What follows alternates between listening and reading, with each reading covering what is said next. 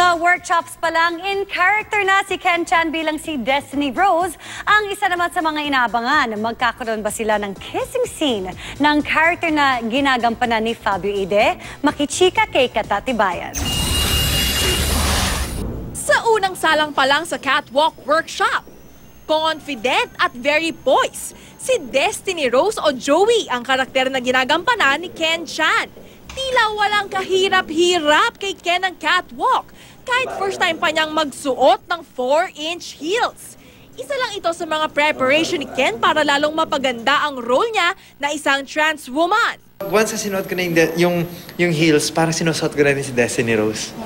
Ganun yung feeling niya sa akin na parang malaking tulong siya sa akin para magawan ko ng maayos, mabuo ko si Destiny Rose. Mapatindig, galaw at pananalita ng isang trans woman, inaaral lahat ni Ken. Kaya gano'n na lang kasaya at thankful si Ken na gabi-gabing trending ang Destiny Rose at marami ring fans ang sumusubaybay sa tambalan nila ni Fabio Ide o ang Fab Ken. Makakaasa kaya ang fans na magkakaroon ng kissing scene ang Fab Ken? Inaabangan ko nga yung intimate scenes namin ni Fabio. Hindi kami natatawa sa isa't isa. Inihimay namin yung mga mata namin, yung emotions namin.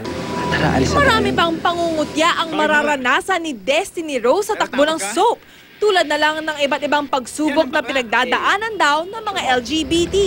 Dahil dito, mas humanga si Ken sa LGBT community. Aabotin namin yung pangarap namin kahit na sino pa ang mag-pull down sa amin.